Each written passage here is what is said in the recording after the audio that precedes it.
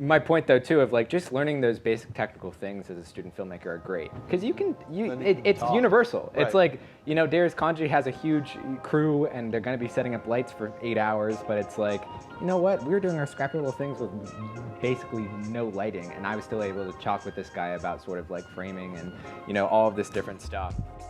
Today on Across the Globe's podcast, we have Nevin Kelly-Fair, who's a membership and marketing coordinator at the Gotham Film Media Institute, previously known as IFP. So thanks for coming. Yeah, no, thank you so much for having me. I'm like super excited. It's fun to be in like a studio environment. Yeah. So, I mean, I guess let's start in the beginning, you know, with their journey. So you said you went to Fordham and, you know, when you were there, how did you get into film? Yeah, I mean, I'd always been interested in film. San Francisco, I grew up in San Francisco, which is not like, I was interviewing actually Joe Talbot and Jimmy Fails from The Last Black Man in San Francisco, and I asked them actually, I was like, so do you guys like work in the film industry before you did this? And there was like a pause, and we all laughed, because like there's no film industry in San Francisco, so I never really understood how I could like make a career in it, but I was always intrigued by film, and you know, that was why I chose New York. Was when I was going to like applying to colleges, it was like, you know, I fucked around, I partied in high school, and I was like, I knew I wasn't going to an Ivy or anything. I was like, let me just like, and I couldn't afford NYU, so I was like, so I was like, let me apply to different cities, and you know, New York. I've been here a couple of times when I was younger and just like loved it, just the energy and fast-pacedness of it. I think like I'm a bit of an anxious neurotic as well, where it's just like I've heard something about like the city moving fast enough for a neurotic to be like, oh, this is how my brain feels inside. Right. So I just really connect with the city and ended up moving here. And my first semester in college, I met my like college creative partner, and we decided to make a filmmaking club. And sort of through that, it was a really incredible experience, just sort of like learning the ropes of the industry by making our own little community within Fordham, as well as just like, you know, stepping out and seeing more about like how shit worked in New York, as well as I interned in San Francisco for a couple of years. But you're from San Francisco? From San Francisco, proper, right, yes. Yeah. Excelsior District, represent. Gotta rep, yeah. But yeah, I'd say like, it was very interesting because I feel like my creative side that I was doing stuff in college was like very disparate from what I was doing more in like jobs and industry type stuff. I was living in San Francisco during the summer between college, and I worked for this documentary filmmaking company, Serendipity Films, which was really awesome. This woman-run company that's making this incredible documentary called Free For All, which is all about the libraries in across the country and sort of like what their role is now in the digital age. So I kind of got like an inside look into more like an editor side of things through working for them for a couple summers. Jumping back a little bit, my freshman year we made a short film that won some awards at this. It's like country fest that's also like individual colleges campus movie fest. And there, our short film got chosen to go to Cannes, where it was like shown in some like small theater. Oh, no way. Which was like really fun. I didn't go to the screening because I was just like trying to watch all the movies, and it was like the premiere of Twin Peaks season 3, and I was like, all right, I'm gonna scalp a ticket and like get into this shit. I'm sorry, I've seen my movie before. I'm never gonna see David Lynch again. So, yeah, you know, I there's a Charles Bukowski quote that I really love. It's actually on his epitaph. It's like, don't try. And it's one of those quotes that stuck with me because I think that as a creative you should be, and don't try to be anything that you want to be. So it's a tough thing when you start to see the industry and what it is, and you try to be what it is. Have you seen his poem on like Just Do It, like go for it, like do what, like I read it like some of his books, like he's good. He's an incredible writer. Yeah, and I'm also like, you know, beat poet. I used to fuck around at like the cafes and shit where all the beats hung out. That was actually where the company I was working at, Serendipity Films, was North Beach, which is just like the Italian district in San Francisco. It's like gorgeous place. It's like probably my favorite neighborhood that's like in the northern part of SF, which is more like the hoity-toity, like rich old areas. But I love it. There's like this great cafe there, Cafe Tress. But going too much of an aside there. What was this short film about that got you into Con? It was about our friend Emmy, who was like really the main. this was again like us as freshmen, we didn't really know what roles were. I think on IMDb I'm like credited as executive producer, and it's like I was not an executive producer on that. I think somebody said that sounds like a good thing because you were looking at stuff from a producerial mindset. Right. Let's throw the executive title on top of there. But I'd say we really work collaboratively along with that. But Emmy, my friend Emmy, who's a filmmaker, her friend had recently passed away, and so we wanted to kind of like capture something that like showed the grieving process and sort of like the internality of that, as well as almost like a dream state of it. So sort of this dream statey / like day in the life of a kid who's going through grief and getting over the loss of a friend. But yeah, people liked it, and yeah, Campus Movie Fest said, "Do you want to go to Cannes?" So Emmy and I. The other kid was like, "This is a scam. This is a pyramid scheme," and they didn't want to go. And I was like, "This is the whole industry, bro. Come on." But yeah, we went to Cannes, and it was like such a cool experience. And again, I felt like I was learning more about the industry at large and just like how big it was as well. But the Safdie brothers had their movie Good Time there, and I went to the premiere of that. What the fuck? They had like 8:30 a.m. premieres, which is like, who's doing this except for cinephiles? But yeah, it was something where I watched the movie, and it's a great movie. But one of the things that really stuck with me about the film was that it felt very touchable in a way that, like, you know, Todd Haynes' huge movie Wonderstruck played at that festival as well, and it's like they have these huge period pieces, like black and white. Oh, we're gonna do crazy sound design because this person is deaf. And there was something to just like the grit of the realism of that movie that I was like, oh, I could make a movie like this. And so I was really intrigued by that movie. It wasn't my favorite of the fest, to be honest, but it was like one that really like stuck with me, and I was like, oh, this feels very reachable. These people seem like they're doing something in New York, something that like it seems low budget, and like yes, they have big stars in it, but it's like very reachable. Yeah, no, that's interesting, because a lot of our, you know, I think a lot of people who attend our film festival and whatnot, I think a large part of our audience is students. So I'm curious, you know, being that I guess that was your first short film, right? Like, what kind of things did you learn, you know, shooting and working with people and collaborating on set? The thing I've found with short films is that there's a few different elements to it when you're working on it. I think that you have to understand when you're an undergrad, you are still in the early process of this. Consider these things kind of like sketches, in terms of like, don't take them seriously. Don't just like, oh, I've made my sketch and blah, blah, blah. Like, try and make something really good, but don't feel like you need to put like $1 billion into a short, because I think that's a waste of money, and also just like a waste of you know, potential for what you could be investing your time and money into. Especially as undergrad, you should aim to do as a storyteller is really focus in on that, and also on just the basic elements of like how you put together a story visually, technically, etc. Like, for example, something, you know, we just had shitty, like, I think $300 DSLRs that we're shooting on. It's like nothing fancy, but even with that, you do get the basic sort of the whole scheme of things of like what you're actually going to be shooting. Because it's like, if you have a DSLR with don't get a one lens on there, get the exchangeable lenses, but it's like, you got to learn ISO, you got to learn aperture, you got to learn like movements and stuff, how framing will change things. And I think that just like down in like just the grittiness of like making something on a micro budget will make you like focus more on the storytelling, but at the same time you can teach yourself the basic technicalities of these things, and how they work. And you know, I've been on big sets, and you know, it's like I was on the Joker set, and literally like the same fucking shit as like making a student film, except for there's 300 extras.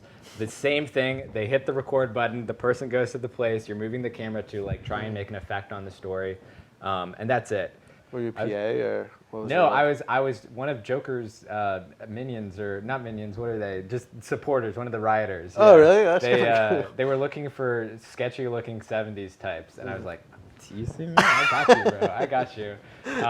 And yeah, that was like the first big set I'd been on, because I think that like come senior year, especially, I had been working at a few different places, but like in terms of like, I was very interested in just learning that like more legitimate side of things. Like I'd worked on some NYU short films where I feel like I was actually just like meeting with my friend from NYU, and she was like, damn, they really just like make you spend too much money there. And I was like, yeah, that was the whole ethos of Fordham Filmmaking Club. But what they do teach you is the technicalities of like, oh, this is a second assistant director. This is what a first AD does. Like all of that stuff I think is really important once you get to that. Again, like when you're not sketching, when you're not just sort of figuring out what your voice is, it's good to get over more to that technical side, because that is, if you want to be a director, a producer, a like whatever, that is how the industry works. But yeah, I was just really intrigued in like getting on sets.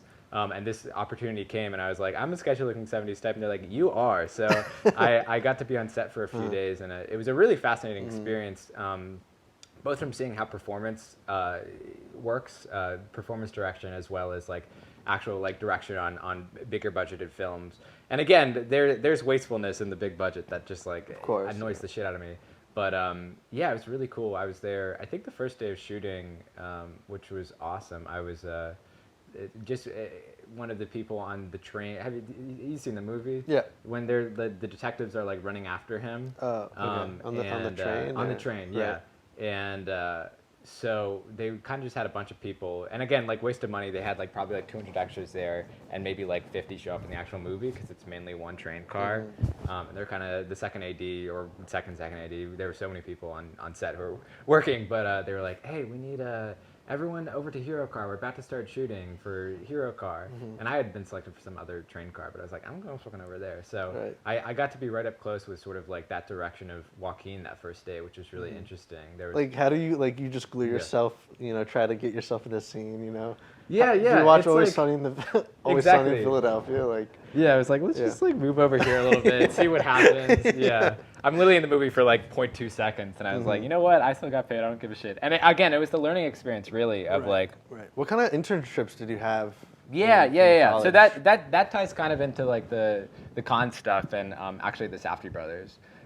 So I'd watched that movie Good Time, and I was like, this feels very approachable.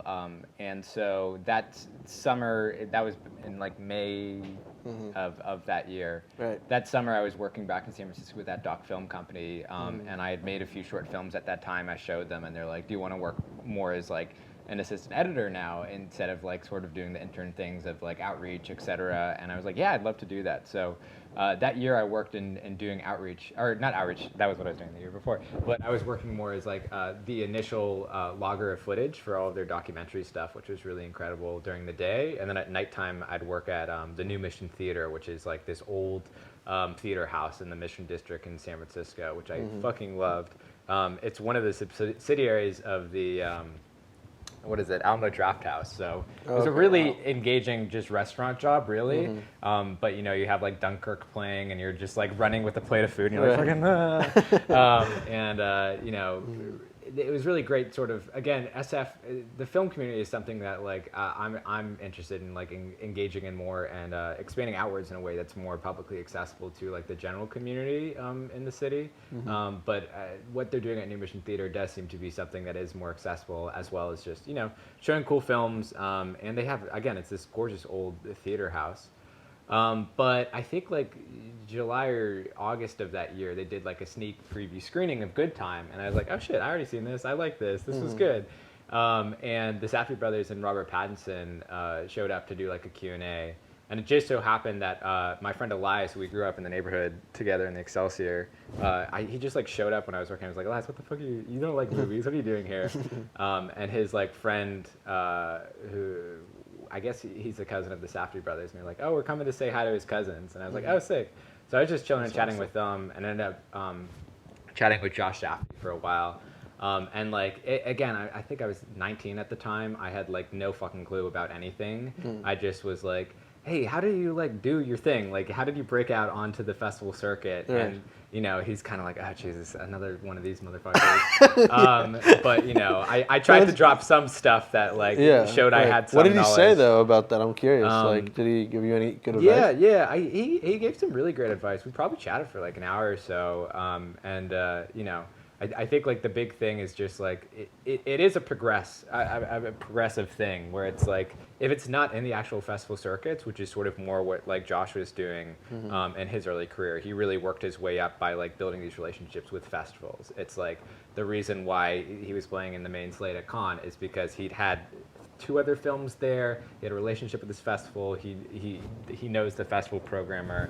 Like that connection is very personal, and it's similar to like a lot of other festivals where you'll find filmmakers who like build these relationships with festivals, and then they know the people. It's a very like personable like networking industry, and so Definitely. for them it was more about like building up film per film, which I think that is really admirable in terms of like being able to do that. I think that where the industry is at right now is it's like a little bit more difficult to do that than it was back in like 2008 when they were getting started. But just making these micro budget films that we're good enough to get into festivals, and then slowly progressing, getting better. Yeah, we chatted for like an hour or so, and I was like, this was such a great conversation. I'd love to grab coffee in New York sometime. And I didn't realize these guys were like going on to do big things. I didn't know Good Time was going to be this big kind of like indie hit or anything. I just thought these were like 2 kids who like did some scrappy thing. I remember one of my questions for him. I was like, so I know like for Heaven Knows What, you guys, it was just like you guys and like the actors, and that was it. Was that the same thing with Robert Pattinson? They're like, oh no. And I'm not getting into the details of how a whole big set works with this fucking kid. Right. But I was like, yeah, I'd love to get coffee sometime and just like continue a conversation. And he was like, you know what? I'm busy as fuck on my new movie, but do you want to work on that new movie? And I was like, yeah, I'd love to do that. That's so awesome. I ended up running into him at another screening, and I was like, you for real about me working on that next film? He's like, yeah, Uncut Gems, you're there. Email Oscar Boyson, and I met him and their DP on that film, Darius Kanji, at another screening. And what ended up happening was kind of like a funny roundabout way, because I didn't end up working on Uncut Gems. A little spoiler in my life. But it was I'd run into, they were at the screening, yeah, so I ended up chatting with Darius Kanji, their director of photography, for a while, and just really engaging conversation about, again, like going back to short films and just that like base level of things. It's like, here's this guy who's shot like huge fucking movies, like David Fincher's Seven, Midnight in Paris, Uncut Gems now. Like, right. You said you didn't, or you did work for Uncut Gems? Sorry, I did. I did not. Yeah, oh, okay, sorry. I basically I mean the long and short of it is I. No, it's fine. Darius Kanji, he was like, you seem like a cool. We chatted about like 27mm lenses for like, I don't know, fucking 20 minutes or something. Just like that was the thing where it's awesome, like, though. I love that. It's great fun, and it's like that's sort of like my point though too, of like just learning those basic technical things as a student filmmaker are great, because it's universal. Right. It's like Darius Kanji has a huge crew, and they're going to be setting up lights for 8 hours, but it's like, you know what, we were doing our scrappy little things with basically no lighting, and I was still able to talk with this guy about sort of like framing and all of this different stuff, right. Which is really great. But yeah, they connected me with Darius's daughter, who runs this short film distribution site called The Cinema Club. Right. Ended up interning with her for around a year, and it was a really engaging experience, just like learning, again, that like what the Safdies did was very much work within like festivals and moving up there. There's a whole sort of like process of your career that can happen before you make your first feature, or even before you break out 3 or 4 films in that I've seen with filmmakers. And Mary Louise Kanji, really incredible human being who just like a quiet mentor in a way, where it was just like it was very much just like an incubation period of like taking in a lot of what was happening in the industry. I watched every short in the film festival circuits that year, and sort of like, oh, these are the film shorts that different festivals look for. This is the stuff like in terms of what people are looking technicality wise. Yeah, that's good knowledge to have. Wise. Yeah. The summer of my senior year, I was working with her, and then the end of that, I hit up Oscar. I was like, hey, I'm tapping back in Uncut Gems. Let's make it happen. And so I interviewed for that, and it was basically this case scenario where it was like, if I worked for Uncut Gems, I would have to drop out of school and I'd lose all of my financial aid. And I was like, and then I also got offered an internship for Darren Aronofsky to work in his development company, where I could keep my, finish like school on time and keep my financial aid. So I ended up not doing Uncut Gems and doing development for Darren Aronofsky, which was a really incredible experience of just that's something I've done on and off for the past 3 or so years now, just professional script reading, which has been a really incredible experience of the storytelling side of things. Really is. And it's sort of like being a pre-critic. You're like you're seeing stuff even before it's on the screen, and you have to work in your mind if it works.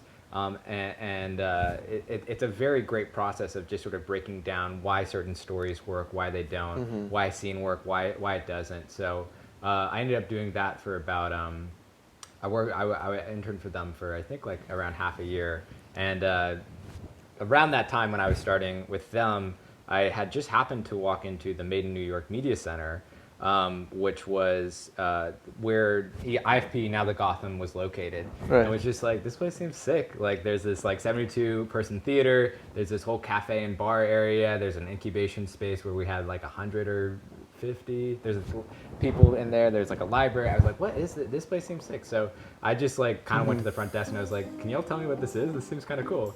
And my boss now, who was like, I think like 7 months pregnant at the time, kind of like got off the seat, showed me around the space, and I was like, this is so cool. This was IFP? This was IFP, Okay, gotcha. And I was like, this is really incredible. And she was like, what do you do? And I told her about the filmmaking club, and she was like, oh, you know what? We're actually starting like we're trying to do an under 25 thing here. We don't quite know, like we're making it a membership level, and like maybe that's something you want to be involved with. And I was like, something I want to be involved with, that's something I'd like to like do more with. Like I'd love to do sort of like a filmmaking club for the next level up, where you're not just sort of like in your bubble of college making short films with your friends on micro budgets. I want to like expand that outwards and see what we can do for like older filmmakers who are getting more into that industry side of things. Right. But sorry to jump in, but I think before we get into IFP, I'm curious, like, what was the biggest contribution, how you got all these opportunities? Like, do you think it's just going out and just going to all these events and just raising your hand and asking questions, or? The big thing that will play in your favor when you're in college especially is enthusiasm. Because unless you are like a Sofia Coppola, whose like dad is big in the industry, you're not going to know any of this stuff or how it works. Yeah. And you have to accept that ignorance.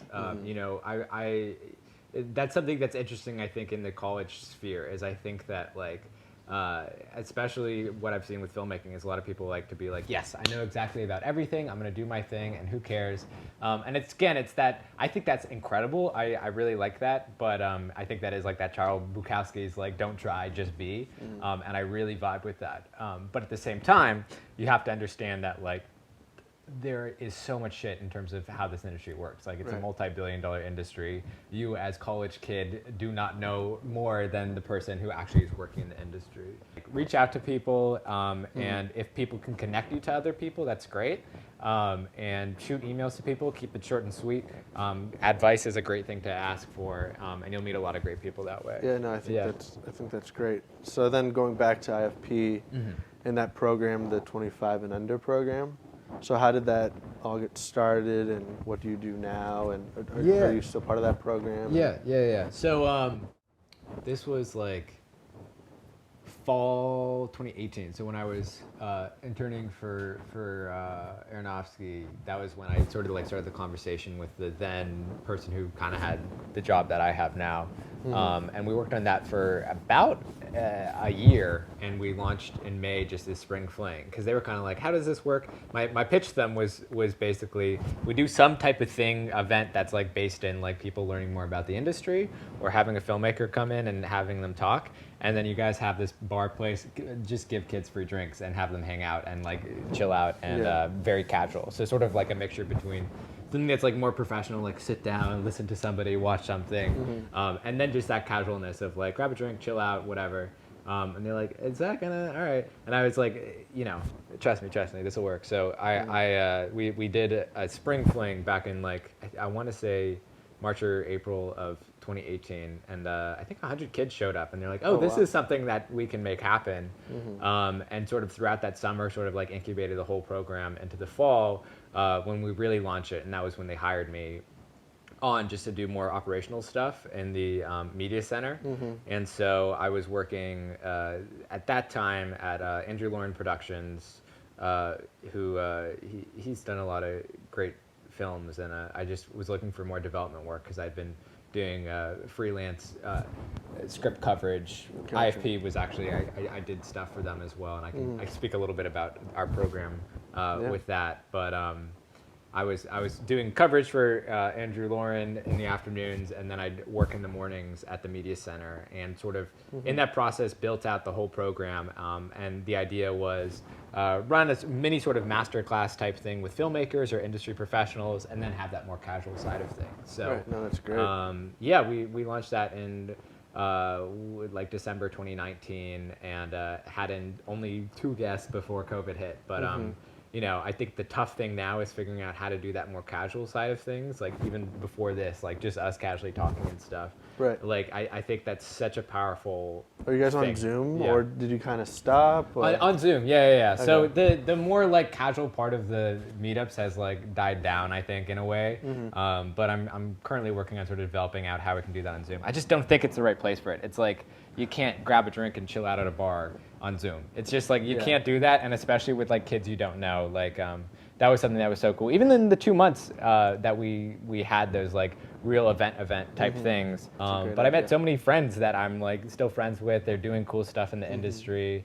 Do you guys have labs? Yeah, we do. Yeah. So how do those work? Like, and what kind of labs do you guys have? Just scripts or?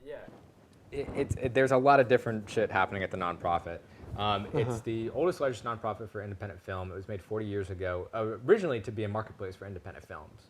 So I think at the first marketplace, movies like My Dinner with Andre were sold there. And it was a place where basically for the first 20 years or so, that was the major focus of IFP, was IFP Week, which was a marketplace for films. And so When is that? Is that still around? September. Yeah. September? It's still around. Now it's Gotham Week. Yeah, the idea is just that you know, people could bring their projects there, pitch them around, and there was nothing like that at the time. And then come the 90s, and you know, sort of festivals taking on that role more than IFP. IFP decided to more diversify itself. So it was still a marketplace for people to both get funding for stuff as well as distribution. Now it's more on the funding side of things. Gotcha. But that was when the labs got developed, I believe, by Scott McCulley, who came in the 90s, and he founded Filmmaker Magazine. And Scott's great. He, I think he just said we can support filmmakers in different stages of their career. So the two sort of like major things we do is labs and this Gotham Week in terms of supporting filmmakers. Gotcha. With the labs, it's much more rooted in sort of like the getting your film done and out there. And so with that, I don't think we're doing a fiction lab this year. We're doing doc labs and TV series labs. Do you guys have mentors and things like that? With Yeah, the labs? yeah. Okay. So the labs is like very much, it's like you apply, and if your project like meets what we think would be it's a great project, and 2, it meets like the requirements of like I think for fiction and doc, you're in post-production, and for TV series, you kind of like have your whole like pitch all together in a good way. And the lab then takes place, again, this is not my expertise, so I might have some of this wrong. But the basic gist of it is throughout the year, I think there's 2 or 3 weeks that's happening over Zoom this year and last year, where you kind of get the full rundown with mentors of different stuff and how to get your film out there, and connecting people to like make sure that their indie film is like getting, you know, out there in good ways. And then there's the marketplace, which is sort of like the IFP Week, and that's sort of like the hope with IFP is that we can sort of help develop people in labs, and then, you know, they come back with a project that they want to develop in IFP Week, where they can like get funding and distribution and stuff. So Right. it's a really great little nonprofit for those things. And we also partner with a lot of big programs across the world, like Rotterdam. We do a Producers Lab with them. Okay. Con, and I'm gonna blank on the third one right now. That's like the big one we do. What kind of characteristics do you guys look for, though? Like, I don't know if you can like give us all the secrets here, but all the secrets, yeah. You know, Like, it's tough to like pinpoint one thing. I mean, I think that the kind of bullshit but also kind of true answer is that like we look for good films, good storytelling. Right, of course. What I've seen with that is that like there's kind of a chicken and egg thing that happens in terms of this nonprofit world, which is where a lot of films go before they go out into like even picking up funding for their features. if you read the scripts, like what is good for you, or like what do you guys talk about at the meetings? Like what's like a good script? Like that's script. hard, you know. That's like really hard. It's a tough thing. I think that's what everyone has a problem with, right? If you can pick a good script, like you can be head of a studio, and you know. No, it really is. That's like how it is. You know, it's like picking stocks almost. No, right? it's like there's something about like with the nonprofits. It's like more often than not, a good project will get picked up from another nonprofit to get supported, whether it's like CineReach or SF Film or Sundance or Film Independent, and it's like you see that when someone submits your project, and you're like, oh, this might. I already got like a bit of a better point of view on this just because it does have that connection, and I think that's an important thing to recognize is like that initial step in is the toughest part, because once you kind of have that legitimization through another nonprofit, or when you're actually in like you're pitching your project to like places like a media fund or something like that, having somebody legitimate attached to it is something that will like perk up ears in a way. It really depends on what marketplace you're talking about. With nonprofits, and especially with IFP, from what I've seen, is it's really about personal stories, and it's about, is this something we can see, being in film festival circuits, and is this a filmmaker who has, some sort of legitimization behind them that we think they can complete this project. And so, for example, with the labs, I think we've had one project ever that hasn't like been completed and gone into big film festivals. And it's like, I think that speaks to like a vetting process that's very good as well, which is that like you have to vet filmmakers in terms of what they're doing. So, I was chatting with our last Gotham Z. I'm just going to call it Z because Gotham Z is too much. IPZ was nice. It was like 1, 2, 3, 4. Right. IPZ. But our last Z masterclass type thing, I was chatting with this guy, Jeremy Allen, who runs a film and development part of this media fund, New Slate Ventures.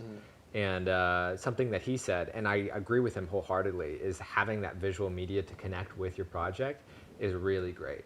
One of the projects that's just coming off the top of my head here is Superior. Superior was a movie that premiered at Sundance this year in like the main U.S. dramatic slate, and a few years ago it played its short there. And so that I did not read that script, but what I can tell you the whole process of how that film got from being like a short film into a feature, which is they had a really good short film. They might have had some sort of connection into the festival through a programmer. Elsewise, had played other festivals and shown that they had a bit of an repertoire in terms of like what they were doing. With Sundance, their short got legitimized. When they submitted to a place like IFP, we can watch short films as well as read the script and sort of like their pitch. And having a good short film attached is really important. It sort of like gives you a look at like how somebody makes something. Right. Because especially in the indie film world where people want to be writers and directors, and more often than not are going to be writers, directors, especially for first features, you want to make sure that they have that ability to direct, not just write. It's finding where your niche works on the festival circuit. So like, for example, if you're doing a genre film, go to Fantasia Film Festival, try and get your film in there, get to know the programmers there. And once your short film gets a little bit more legitimized on the film festival circuit, that again it's again this chicken and egg thing. It's like where do you get in the door first?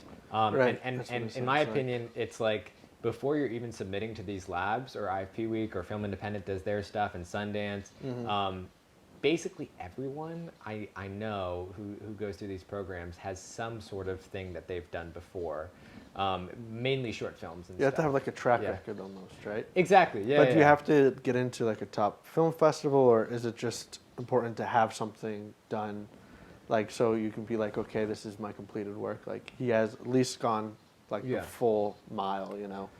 Yeah. Oh man, there's like so many different routes to take. Yeah, I'd say like one way that I love and I've seen is like the documentary route, which is that documentaries are great because all that stuff we were talking about with the Fordham Filmmaking Club of micro budget filmmaking, you can do that shit in documentary, and not having a $60,000 camera filming stuff, like it's okay. You're capturing the moment, you're capturing the real, Right. and as long as that real story is interesting, people will be engaged with it. So what I've seen with a few different filmmakers, for example, two off the top of my head are Jeremiah Zager, who won Sundance with We the Animals a few years ago, and oh man, Homer. I'm blanking on her full name right now, but she did the movie The Fits. Okay. Her creative team. Yeah. And she used to do documentaries. And so what you can do with documentaries, which is really great, is create feature-length projects, get them into festivals, and have those seen and get legitimized through there, and then move over to feature filmmaking in a way where people are like, oh, if you can tell a nonfiction story, maybe you'll be able to tell like a fiction story as well. Sometimes that crossover doesn't work. I've read some scripts by like really successful doc filmmakers and just been like, yeah, no, this is like the crossover doesn't work. So that's one route. Another route is the short film route, which is, I think a route that a lot of people take, which is like, again, it's a difficult of like trying and being, like make sure you're being yourself in that short film. Right. Don't just sell your short film. There's one film I will not name, but I watched the short film of it back in 2018, and I was like, this movie just wants to be a feature-length movie. Right. And that was exactly what it was. It was a pitch video that played at a big film festival, and now a feature film that played at a big film festival and was panned by everyone because it was so trying to be something instead of just being what it was meant to be. So I think that, like, again, going back to that being, it's such a like big thing. I don't know. I think it's like, find a way that your voice, you can be yourself, whether that is like, if you want to be like a genre director, if you want to do like horror short films, look at someone like Ari Aster. I just watched his short film, There's Something Wrong with the Johnsons, or I think that's the name of it, last night again. And his voice is in there. Like you can tell that he really already has his voice developing. Is there stupid stuff in it? Is it kind of like an amateur short film? Yes, but that's the point of short film. Right. Show your potential in terms of what you can do with things. And if you stay true to that, people will see that. And seeing it is so much better than reading it. Because once you see it, you can kind of put that in effect into the script. There's scripts that I've read and been like, I don't get this. And then I watch somebody's work and I'm like, oh, I get this now. So having on that visual media attached to show your potential in terms of like the full effect of things will really play to your benefit. Gotcha. And with that as well, it's also just like a networking game as well. Like if somebody knows you, they're more likely to accept you into a film festival, to accept you into a program, to fund your film. This is just kind of how it works. Like, and that's the whole networking side of it. So, I guess moving on, from IFP and whatnot, I'm curious for you for a minute, like, what's your plans for the industry? Are you more of like, you want to be a director, producer, writer, editor? All of them? Yeah, I'm calling this phase of my life right now at IFP, especially during COVID when like you can't do jack shit. But very much like an incubation period where I'm just meeting a lot of incredible people, learning a lot of incredible things, and just sort of like developing more as a human being. I think that like, I made a thesis film that was like 35 minutes or something my senior year of college, and was like, I remember I was like meeting with a few different like festival directors and stuff actually at IFP week. And they're like, yeah, no one wants a 30-minute short film that's kind of too scrappy and, all of that stuff. I'm like, oh, no one wants my thing.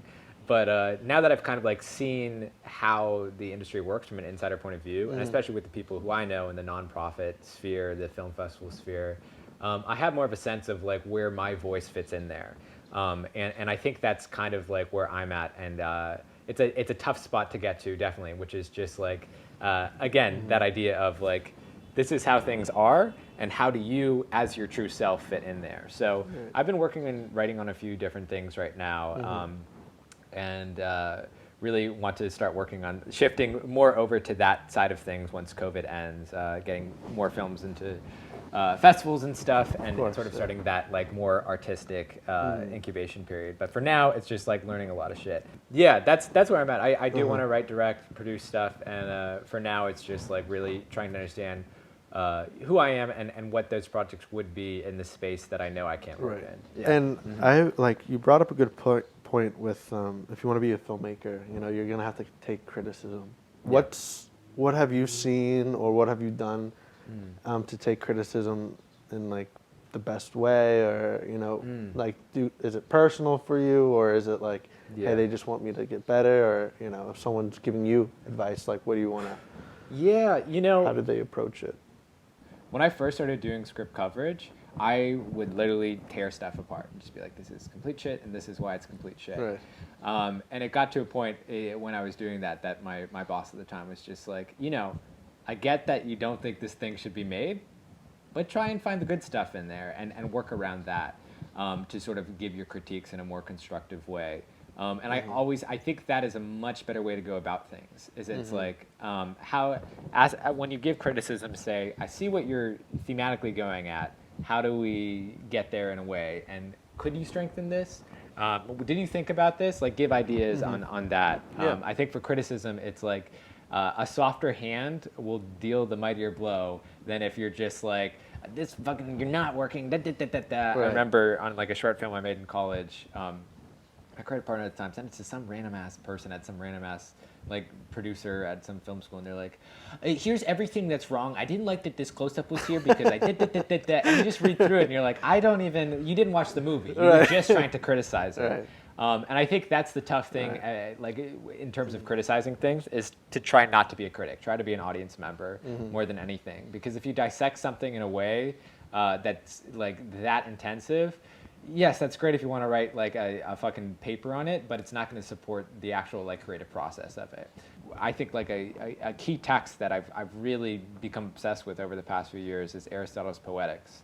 I was reading Kurt Vonnegut's letters, and there's a funny letter in the middle of that book when he's like, it's right before he starts writing all of these incredible line of books, you know, Slaughterhouse-Five, Cat's Cradle, Sirens of Titan, and he's like, I just read Aristotle's Poetics after not reading it in college, and boy did I fucking wish I read it in college.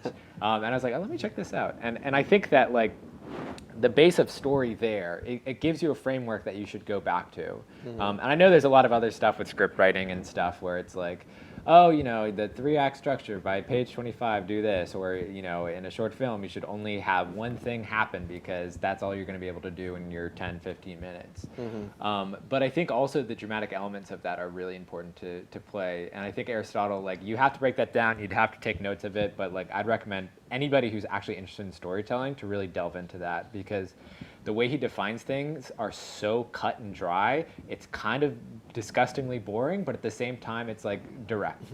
Going back to Ari Aster, the reason why he's so successful is because he is a incredible at doing reversals, which is he clearly, I don't know if he read Aristotle's Poetics, but by definition, he matches that stuff perfectly. Minor spoilers for his stuff, but it's like each one of his movies ends with a reversal.